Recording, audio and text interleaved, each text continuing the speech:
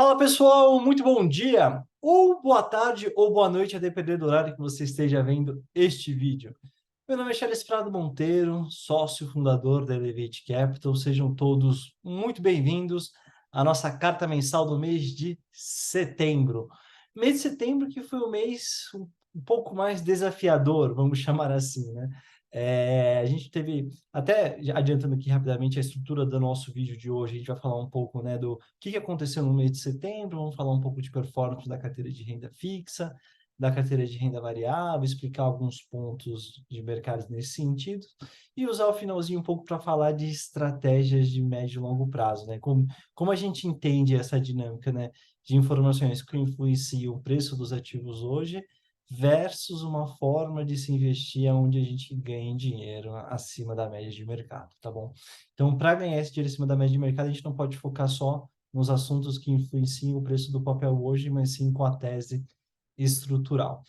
E para fechar, muitos clientes têm questionado, né, perguntando sobre essa questão desse conflito horrível, né, entre Israel, entre o Hamas, faixa de Gaza, enfim. No final do vídeo também vai falar um pouco como a gente enxerga isso, sobre a perspectiva de gestão de carteira, tá? E, enfim, qualquer dúvida adicionais que vocês tenham, a gente sempre está super à disposição para tratá-las. Então, sem mais delongas, deixa eu já aqui começar compartilhando a minha tela com vocês, onde a gente vai falar sobre a nossa carta mensal. Perfeito, então já vou colocar aqui em modo apresentação para ficar mais fácil para nós. Então, o que aconteceu no mês de setembro? Assim, na verdade, aconteceu muita coisa. A gente aqui só traz alguns highlights de alguns pontos, né, que tem relação direta aí com a nossa carteira e estratégia de investimentos. Então, uma primeira notícia do mês de setembro foi uma notícia muito boa, né? Então, o PIB do Brasil cresce 0,9% no segundo semestre, acima das expectativas. Então, a gente vem percebendo, né, um sentimento muito pessimista, né, do Brasil. A gente concorda e discorda. A gente sabe que o Brasil aí tem N desafios a serem superados, só que a gente acha que a turma exagerou um pouco na mão, no sentido de achar que tudo ia ser muito ruim, né? Então, a gente veio com um dado de PIB que acima das expectativas, né? Tanto de mercado interno como também analistas internacionais, o que para nós isso é muito bom, né? Mas uma coisa que é importante, né, entender que não existe uma correlação direta com o PIB e com bolsa, tá? Então, aqui ele fala, né, maior crescimento foi da indústria, surpreendentemente, né, 0,9% da nossa carteira tem bastante ativos de indústria, que é muito bom, seguida de serviços, né. Já a agro recuou 0,9%, mas também como ele teve um outro trimestre muito forte, de uma certa forma isso compensa essa queda, né. Em 12 meses o PIB cresce mais de 3%. E a gente tem uma segunda notícia do Brasil Journal, né? Lucro das companhias listadas contrai 34%, são as dores da Selic. Então, isso é um negócio muito interessante, né? Então, a gente vê as empresas expandindo receita, eventualmente expandindo o lucro operacional, que foi até um pouco das análises que a gente fez, né, do vídeo anterior, dos últimos dois vídeos anteriores, né, dos últimos balanços publicados das nossas empresas investidas, mas muitas delas sofrem com endividamento. Então, se você tem juros mais altos, você paga mais juros dessa dívida, e se você pagar muita dívida, sobra pouco dinheiro para ser distribuído, né? Então, por isso que a gente traz essa notícia para entender que, poxa, as coisas estão indo bem, mas também não está um céu de brigadeiro aí. As empresas elas estão sofrendo justamente por conta desse ciclo de alta de juros muito forte que a gente teve aí nos últimos meses, né? E aí a gente traz luz a essa discussão para enfatizar, né, a importância do que a gente sempre comenta com todos vocês, da lógica do stock picking, né? De fato, escolher boas empresas, fazer uma seleção mais criteriosa. Porque se você vai com a média do mercado, enfim, você vai ter um desempenho que vai ser a média do mercado e que não é tão boa, né? E aí, graças a Deus, todo o histórico e o track record da LV demonstra que, de fato, a gente acerta mais do que erra nesse sentido, por isso que a gente tem uma rentabilidade tão diferente desta média de mercado, que é muito desse trabalho que a gente vai falar um pouco mais no final do vídeo sobre o conceito de second level thinking, tá bom?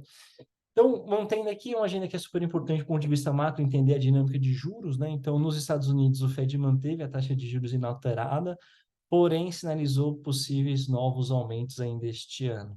Isso que azedou um pouco o pé do frango dos ativos de juros de longo de renda fixa, que a gente vai explicar um pouco mais em detalhes, né?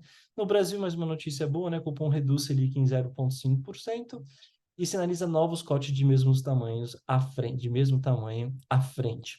Então, é muito interessante a gente analisar, né, que os Estados Unidos ele ainda está num ciclo de estabilização impossível, continuidade do ciclo de alta de juros, enquanto o Brasil ele está na contramão positiva nesse sentido, né? Ele está já num cenário onde ele subiu muito os juros e já está caindo, e isso é muito bom para a economia real e para ativos em bolsa também. Uma tese um pouco mais estrutural nesse sentido. Então, vamos falar um pouco de performance de carteira. Nossa carteira de renda fixa, ela no mês teve uma rentabilidade aqui de menos 0,02%, 0,0, não ficou no 0 a 0, vamos dizer assim, né? Importante, vale ressaltar que a carteira de cada cliente a gente vai mandar o relatório, né? Acho que a gente vai mandar agora no dia 15, porque dia 15 é final de semana, né? É num domingo, então a gente sempre antecipa, então até sexta-feira vocês estão recebendo o relatório, dia 13, e aí muito provavelmente não é toda a carteira que teve, né? De novo, né? Todo um trabalho de personalização, de ativos, de investimento, de tempo, de maturação de ativos, mas vai nortear um pouco nessa dinâmica, tá? Então, no mês não foi um mês tão bom. No ano, a gente vem super bem aí, com uma performance de mais de 20% acima do índice de referência, que já é alto, que é a própria Selic para o período. E aí, o histórico desde o início, graças a Deus, a gente também indo muito melhor do que a Selic. Aqui a gente traz o exemplo, né? Acho que vocês já estavam cansados da gente falar de Tesouro IPCA+, para justificar essa dinâmica de curva de juros de longo. Então, a gente trouxe o CADIF, né? Então, o CADIF, a gente já explorou ele em outros vídeos, ele é um fundo de renda fixa que investe em debêntures incentivadas. Então, tudo que você ganha, os rendimentos mensais, como também ganhos de capital da venda do ativo, eles são isentos de imposto de renda, né? Então, é uma dinâmica aí diferente, interessante, que a gente gosta bastante do ativo, que paga sempre inflação, mas a depender do preço da cota, né, entre 6% e 7% ao ano. E por que que ele teve essa queda, né? Então, essa queda no mês, ela foi tanto dos ativos IPCA+, que a gente tem na nossa carteira, e também de ativos que têm exposição a juros de longo, como o CADIF, o BDIF, e para alguns clientes que são investidores qualificados, o XPID11, né? A gente teve aqui talvez três principais pontos que justificam essa a queda da curva de juros de longo no Brasil, que justifica a reprecificação desses ativos no mês passado. Então, a gente tem um mercado no pior nível dos últimos 3 meses, né? Então, juros altos nos Estados Unidos, receios de futuros aumentos pelo Fed acabam minando e prejudicando essa dinâmica da curva de juros de longo. As taxas dos títulos públicos americanos, né, o tesouro direto deles, chegaram ao nível mais alto desde 2007. Então, isso é uma coisa interessante, assim, importante, né? Quando a gente olha o cenário macro, entender um pouco o caminho que a economia americana está tomando é muito importante sobre uma lógica de alocação de capital, né? O que a gente viu acontecer nos Estados Unidos esse mês, né? Então, a gente teve um cenário de uma tempestade perfeita negativa para os títulos de juros americanos, né? Então, a gente tem o governo agora com um monte de títulos vencendo, ele precisa emitir novos títulos para captar mais dinheiro do mercado. Então, como ele tem a necessidade de captar mais recursos, e o mercado sabe disso, o mercado ele cobra um prêmio maior por saber dessa necessidade do governo americano de captação de recursos, né? Exige um prêmio que faz com que a taxa de juros de longo nos Estados Unidos suba, né? A venda massiva de títulos públicos da China. Então, a gente vai falar um pouco no final do vídeo sobre a questão desse conflito, né, entre Israel e os palestinos, Israel e o grupo Hamas, mas a gente já vê um cenário geopolítico muito mais complexo este ano e os próximos, desde guerra de Rússia e Ucrânia, desde um eventual conflito, né, potencial conflito entre China e Taiwan. E aí a gente viu no mês, né, uma venda massiva de títulos públicos americanos por parte da China. E é, de novo, uma lógica de oferta e demanda. Então, se tem muito título jogado no mercado, isso prejudica preço, que faz com que aumente a curva de juros, né? E um outro ponto importante também é o cenário de risco, né? Então, não sei se vocês acompanharam, né, um possível shutdown government nos Estados Unidos, teve até a queda, né, do presidente da Câmara lá, do Congressman dos Estados Unidos, do Partido Republicano, que votou lá às pressas para evitar, né, que o governo fosse paralisado, né, por falta de recursos. Então, assim, os Estados Unidos ele está meio bagunçado do ponto de vista econômico, né, de uma forma resumida. E essa bagunça faz com que piore a expectativa de juros de longo lá, que reprecifica os papéis. Então, toda vez que você tem um aumento na curva de juros de longo, você tem uma queda de papéis que têm exposição a esses ativos, tá bom? E aí, naturalmente, né, isso faz com que os investidores eles tirem dinheiro da bolsa e de mercados emergentes e foque em alocar em renda fixa americana em uma moeda forte. Então, todo esse cenário, todo esse contexto para explicar que a curva de juros no Brasil, mês passado, ela teve uma proxy direta com a curva de juros americanas. Não é um problema estrutural Brasil. É muito mais um reflexo do que acontece lá respingando aqui, né? Essa é uma primeira forma de analisar, né? Então, o que a gente bate muito na tecla, né, de você olhar a árvore versus você olhar a floresta, ok, entendi por que isso aconteceu, mas quais são as expectativas futuras, né? A gente vai até entrar em mais detalhes sobre isso nos próximos slides, mas a gente entendeu isso como uma oportunidade de compra. Então, as movimentações que a gente fez no mês de setembro foi reforçar a posição em ativos de juros de longo, aproveitando essa alta das taxas, tá bom? E aí a gente já vê alguns frutos sendo colhidos já agora nesses primeiros dias, primeiras semanas do mês de outubro. Vamos falar agora um pouco da carteira de bolsa. Assim, bolsa, a gente teve um mês onde o Ibovespa foi 0,6, a carteira foi 1,2, então foi muito bom, né? A carteira aí, mais uma vez, vem batendo o índice Ibovespa, né? No mês, mais do que o dobro. No ano, na verdade, se a gente comparar 6 versus 23, 24, está falando de quase 4 vezes o índice no ano, então a carteira no ano está com uma rentabilidade realmente muito forte, de 23%. E se a gente pega o histórico, graças a Deus também, e ao trabalho de todos, a gente está aí com uma performance 3 vezes o Ibovespa num período aí de 5 a 6 anos, né? E aí aqui, então, assim, a carteira a gente tem uma rentabilidade muito boa, né? 1,2% versus todo esse contexto caótico que a gente acabou de explicar que influenciou os ativos de renda fixa, e tiveram ações que sofreram mais, né? Como o caso da Simpar. Então, a Simpar, aqui a gente fez um gráfico onde a gente pega a linha azul, né? Que é o Ibovespa, pegando o período, né, do ano de 2023, e a linha laranja é o comportamento, a rentabilidade da Simpar, né? Então, vocês percebem que é uma ação que tem uma volatilidade relativamente alta, né? De -10, ela chega próximo de 70, agora está em 30. Por isso que a posição de SIM H3 da carteira de todos os clientes não é uma posição elevada, não é a nossa maior posição, tá? Mas a gente acha interessante o case, gosta muito da empresa. A empresa ela tem uma relação direta com a curva de juros, então é uma empresa que gera muita receita, gera muito lucro operacional, mas também ela tem muita dívida. Então, ela é muito sensível à dinâmica da curva de juros. Se a gente tem uma expectativa de deterioração dessa curva, a ação no curto prazo sofre. Se a gente tem uma visão mais positiva para essa curva, o preço da ação...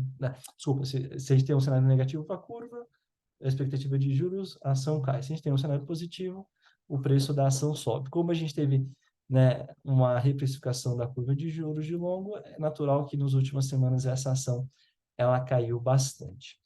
Porém, quando a gente olha, né, e aqui são outras notícias também no mês de setembro, a gente enxergou essa oportunidade, a gente enxergou esse momento de novo como uma oportunidade de compra, tá?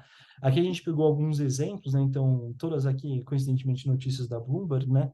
Então, JP Morgan. Momento da China não deve ofuscar otimismo com bolsa brasileira. Em entrevista a Bloomberg, Pedro Martins, estrategista-chefe para mercados emergentes do banco, disse que o ciclo de corte dos juros deve ser o motor para as ações. Concordamos 100% com Pedro Martins, estrategista-chefe do JP Morgan. Porque Mário Mesquita, do Itaú, vê aumento do PIB, vê aumento no PIB potencial do Brasil, né? Ritmo maior de expansão, com inflação moderada, aponta que a capacidade de crescer no país tem melhorado, segundo o economista-chefe do Itaú. Também concordamos com o economista-chefe do Itaú nesse sentido. Por isso, né, que a gente... Aí isso é muito importante, né?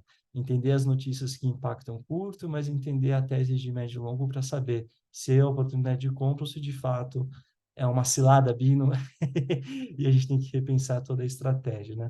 Aqui a gente traz outros dois pontos do BOFA, né? O Bank of America e da Kinea, que é uma asset local ligada ao Itaú, que a gente também gosta bastante. Então, também não vou aqui ficar lendo muita notícia, mas basicamente é o otimismo do mercado e uma reação exagerada que ocorreu no mês de setembro, todos identificando como oportunidade de compra, né? E aí, nesse sentido, que a gente discute muito, né, essa lógica de você enxergar a árvore versus você enxergar a floresta, de você ter, de fato, um mapa mental que seja vencedor no médio e longo prazo para investimentos em bolsa, tem um conceito que acho que vocês já ouviram falar, mas sempre vale a pena ressaltar, né, ou reforçar, que é a lógica do second level thinking, né? Então, até legal para a gente para eu fazer esse slide, eu peguei até um livrinho aqui que está na minha biblioteca, né? Esse livro se chama O Mais Importante para o Investidor, de Howard Marks, né? E é nesse livro que ele apresenta o conceito de second level thinking, que para mim talvez seja, o próprio nome do livro já diz, né, o mais importante. Na verdade, não é um tema, ele lista vários, assim, né? Mas é uma forma de ressaltar de fato, né, essa importância de mindset, de mapa mental, de como a gente tem que encarar uma gestão de ativos em bolsa, né, para você ser vitorioso no longo prazo. Então, o que que é o conceito, né, do second level thinking, né? Então, se quisermos obter retornos acima da média, precisamos nos diferenciar, a gente precisa ser diferente da média, né? Então, se você quer de fato se destacar, você não tem que fazer aquilo que todo mundo faz, né? Esse é um primeiro ponto. Assim, o seu pensamento precisa ser melhor do que os outros, estar num nível superior. Então, assim, eu quero que vocês entendam, assim, né, que às vezes essas frases, assim, né, traduzida do inglês para o português, pode soar, a depender da pessoa, um pouco arrogante, mas entenda como pensamento melhor, pensar diferente. Acho que esse é o primeiro conceito importante do Second Level Thinking. E quando a gente fala de pensar num nível superior, é de fato fazer uma análise mais profunda e detalhada do cenário para a gente tomar as decisões de investimento.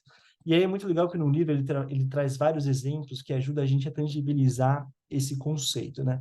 Então, o first level thinking, né, é geralmente é o que as pessoas na média de mercado acham, né? É o que a gente basicamente lê nos jornais, né? Então, assim, essa empresa é muito boa, eu vou comprar uma ação. Então, a lógica do efeito manada, né? E as pessoas, como um todo, elas têm esse primeiro a forma de enxergar e pensar, né?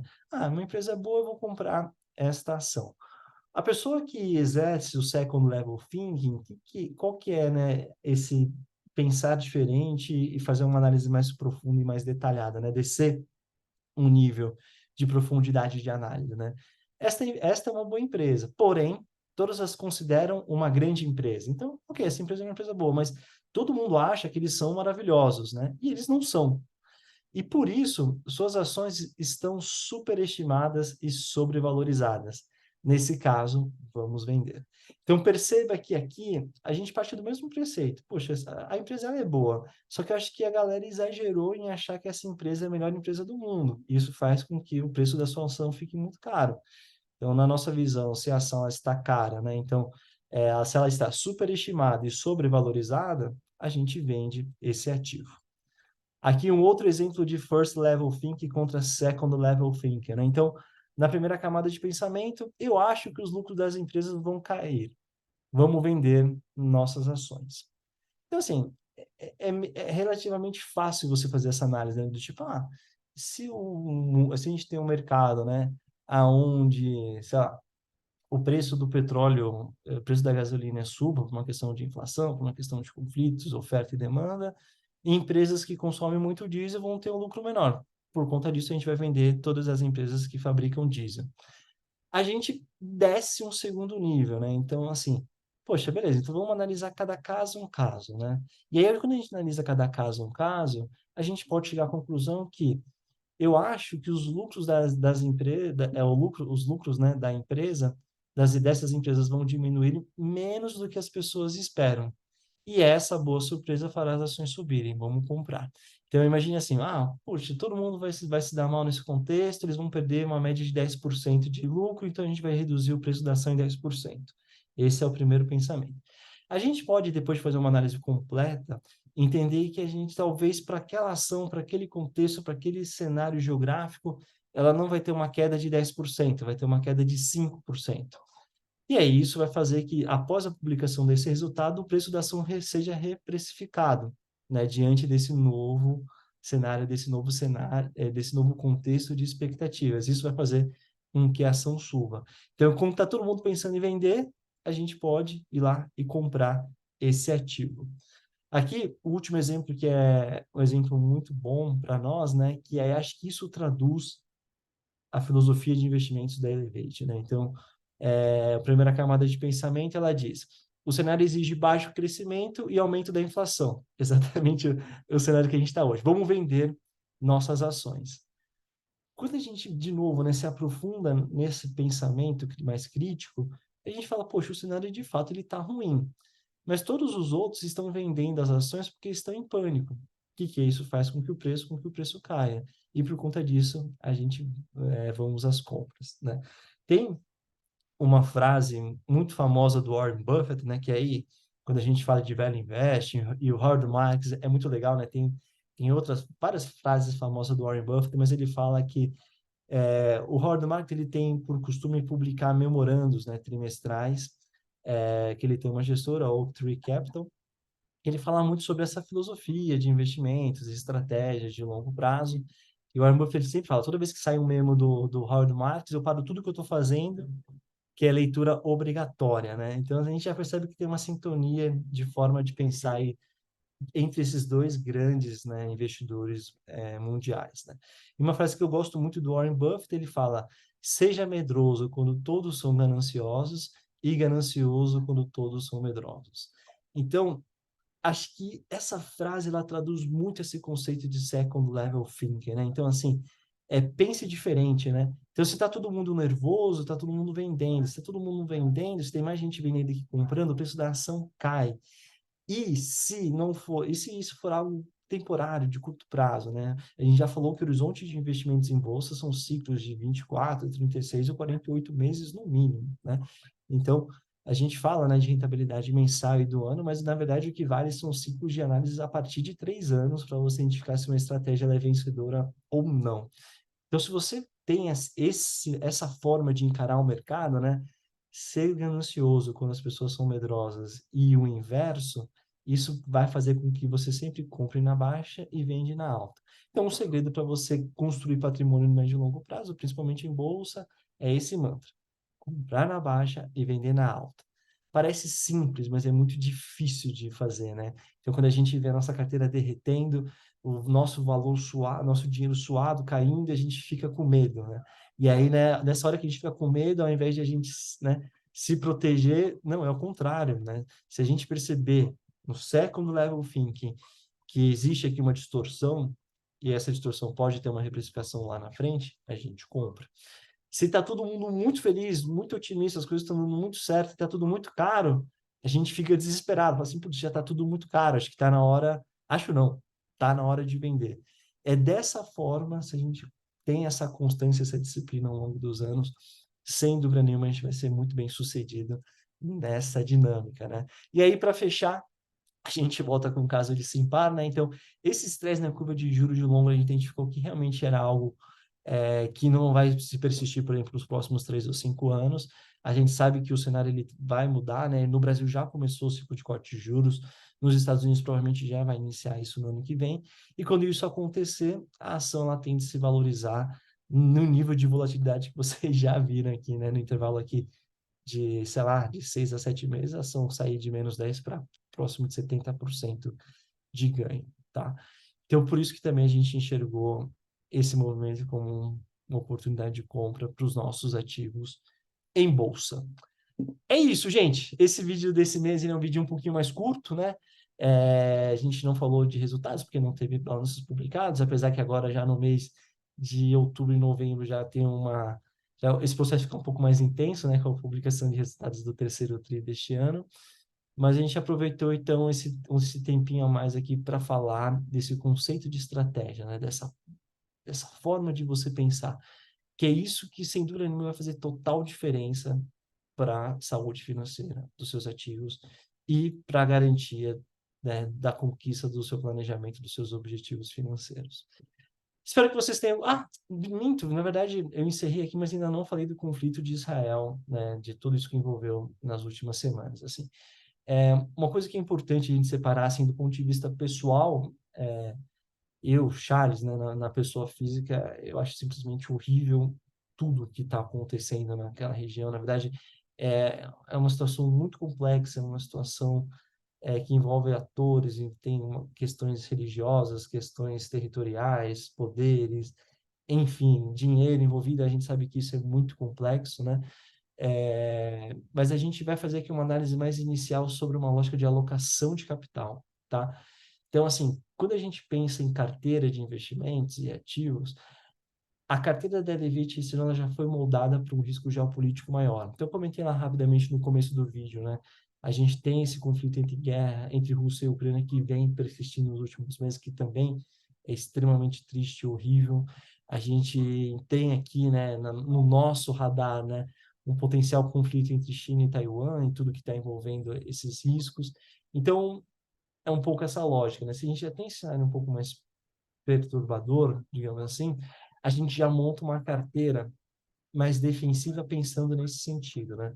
Então, uma coisa que é muito importante também quando a gente faz uma gestão ativa de investimentos a gente nunca pode reagir depois que o fato ocorre. Na verdade, a gente tem que estar sempre preparado antes. Então, o que eu quero te dizer Charles, a Elevate já estava preparada para esse ataque, né, que aconteceu entre Hamas e Israel? Óbvio que não, no sentido do tipo, nunca que eu iria prever que nesse, né, acho que foi dia 6, dia 7 de outubro, enfim, que num final de semana ia ocorrer um evento tão catastrófico como o que foi, né? Mas a gente podia ter esses dois pés atrás, entender que o mundo este ano está um mundo mais complicado, de uma certa forma, a nossa carteira já está blindada nesse sentido, tá? Então, muitas pessoas um pouco mais preocupadas, entendendo, querendo entender se faz ou não sentido mexer a carteira, vender, comprar, o que a gente faz. Na nossa visão, a gente não faz nada, tá? A gente mantém a estratégia de carteira. Óbvio que vale acompanhar muito, né, como isso vai se desenrolar agora nas próximas semanas. Eu não tenho ideia de qual que é a escala que isso vai tomar, mas a gente está muito de olho. E aí, assim, basicamente, do ponto de vista muito macro, que está muito, muito simplista, assim, né? Tem impacto no preço de petróleo, né? Barril de petróleo, que vai ter preço em combustíveis, né? Nesse caso, o impacto seria um aumento de preços. E as ações que a gente tem em posição investidas, né? Por exemplo, como a Jalles, que é a maior produtora de açúcar orgânico e etanol, ela não é a maior produtora de etanol, mas de açúcar orgânico, mas etanol também tem um volume expressivo. Por exemplo, é uma ação que ela tende a se beneficiar, né? Porque se o preço da gasolina sobe, automaticamente o preço do álcool é uma proxy do preço da gasolina. Então, o preço da commodity sobe, ele lucra mais, né? Então, é esses pontos que a gente começa a analisar para entender, primeiro, né, se tem ações que vale a pena vender ou não, e dentro da carteira se tem ações que vale a pena ou não aumentar ou diminuir exposição, tá bom? Um outro ponto importante também, acho que esse cenário gera todo esse estresse, né, geopolítico, gera impacto inflacionário mundial, então isso vai ter um impacto do ponto de vista estrutural em empresas de consumo, né, relacionadas a varejo, que é um setor hoje que a gente não tem na carteira. Então, nem no first, nem no second level fim que a gente acha que faz sentido ter pelos valuation dessas empresas, a gente entende que tem empresas com muito menos risco e muito mais baratas em bolsa, tá bom? Então é isso, gente. Agradeço mais uma vez aí o tempo, a confiança de vocês no nosso trabalho. A gente sempre está super disponível para conversas, reuniões, bate-papos, Zoom, YouTube, Instagram, WhatsApp, o telefone que for mais fácil para vocês. E a gente vai se falando e até o próximo vídeo do mês que vem. Um grande abraço e até mais. Tchau, tchau.